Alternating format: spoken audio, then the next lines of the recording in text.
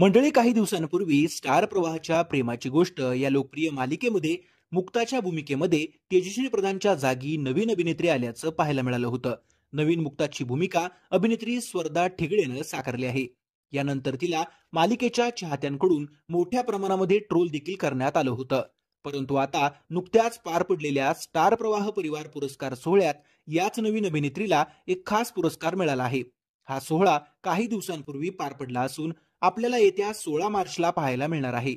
सोहळ्याचं प्रक्षेपण होण्याआधीच प्रेमाची गोष्ट मालिकेत प्रमुख भूमिका साकारणाऱ्या स्वर्धा ठिगळेनं ट्रॉफीसह फोटो शेअर केला आहे.